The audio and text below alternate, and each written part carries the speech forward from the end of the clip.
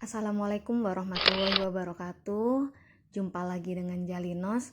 Kali ini kita akan belajar mengenai silogisme materi verbal TIU SKD untuk CPNS 2024. Sebelum ke pembahasan silogisme, kita perlu mengetahui terlebih dulu apa sih silogisme itu. Jadi silogisme adalah cara penarikan kesimpulan dari dua proposisi. Kedua proposisi itu disebut premis-premis, sedangkan kesimpulannya disebut konklusi. Kemudian ada macam-macam silogisme, ada 4, yakni modus ponen, modus tolen, silogisme, dan penalaran. Pertama kita bahas terlebih dulu mengenai modus ponen. Pada modus ponen ini terdapat premis 1 yang menyatakan bahwa jika P maka Q. Untuk premis 2-nya itu P. Jadi kesimpulannya adalah Q. Langsung saja ke contoh. Untuk premis 1, jika kakek ke pasar, maka akan membawa buah. Premis 2, pagi ini kakek ke pasar. Jadi kesimpulannya P-nya adalah kakek ke pasar, sedangkan Q-nya adalah membawa buah. Jadi kesimpulannya adalah Q yaitu kakek membawa buah. Yang kedua yaitu modus tolen. Premis 1 menyatakan bahwa jika P maka Q. Premis 2 adalah negasi Q. Negasi artinya lawan kata. Jadi kesimpulannya adalah negasi P. Contohnya premis 1, jika hari hujan maka saya memakai jas hujan. Premis 2, saya tidak memakai jas hujan. Jadi P-nya adalah hari ini hujan. Q-nya memakai jas hujan. Sedangkan negasi Q adalah tidak memakai jas hujan. Maka kesimpulannya adalah negasi P. Negasi P yaitu hari tidak hujan. Yang ketiga ada silogisme. Untuk premis 1, jika P maka Q. Untuk premis 2, jika Q maka R. Maka kesimpulannya jika P maka R. Contohnya premis 1, jika saya belajar maka saya naik kelas. Premis 2, jika saya naik kelas maka saya diajak orang tua ke Bali. Jadi P-nya adalah jika saya belajar, Q-nya saya naik kelas. Sedangkan R-nya adalah saya diajak orang tua ke Bali. Kesimpulannya adalah jika P maka R. Jadi di sini adalah jika saya rajin belajar, maka saya diajak orang tua ke Bali. Selanjutnya adalah penalaran. Untuk penalaran ada 3. Yang pertama ada penalaran langsung.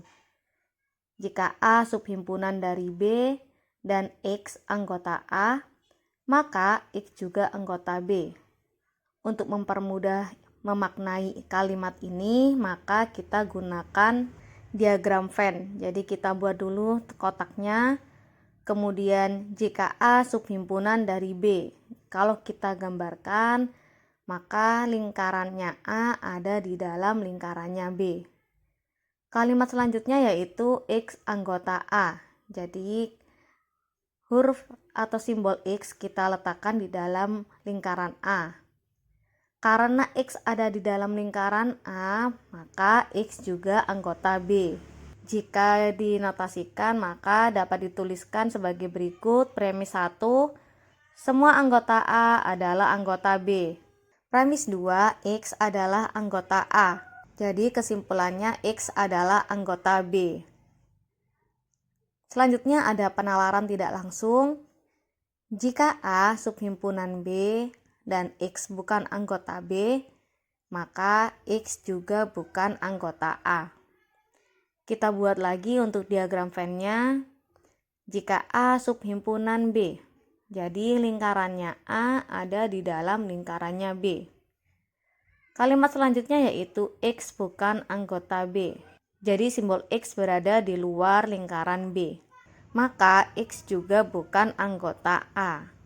Kalau kita tuliskan premis 1, semua anggota A adalah anggota B. Premis 2, X bukan anggota B. Karena X bukan anggota B dan A itu ada di dalam B, jadi kesimpulannya X bukan anggota A. Selanjutnya ada penalaran transisi. Jika A subhimpunan B dan B subhimpunan C, maka A juga subhimpunan C.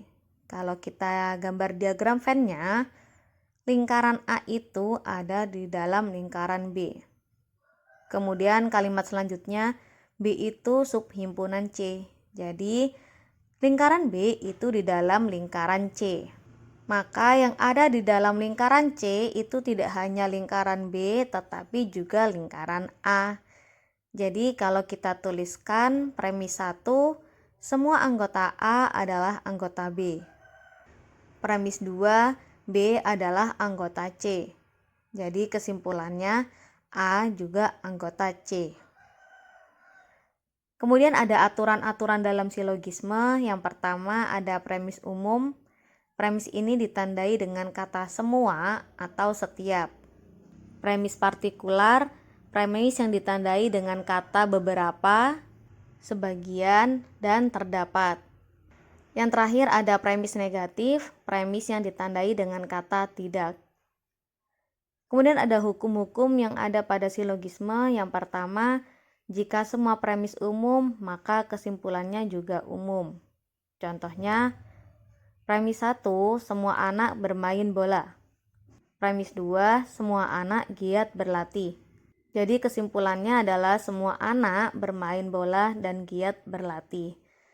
Premis 1, premis 2 ada kata semua, jadi nanti kesimpulannya juga ada kata semua. Kemudian yang kedua, jika salah satu premis partikular, maka kesimpulan juga partikular. Contohnya, premis 1, semua anak bermain bola. Premis 2, beberapa anak giat berlatih. Karena di premis 2 ada premis partikular, maka di kesimpulan juga digunakan premis partikular, yaitu beberapa anak bermain bola dan giat berlatih. Yang terakhir ya ini jika salah satu premis negatif, maka kesimpulan juga negatif. Langsung ke contoh premis 1, semua peserta lomba catur tidak boleh datang terlambat saat perlombaan. Premis 2, Hana peserta lomba catur. Jadi kesimpulannya kita lihat terlebih dulu di premis 1 ada kata tidak. Tidak adalah premis negatif. Jadi nanti di kesimpulannya juga harus negatif, yaitu Hana tidak boleh datang terlambat saat perlombaan. Itu semua adalah materi tentang silogisme. Tetap semangat belajar dan tunggu episode selanjutnya.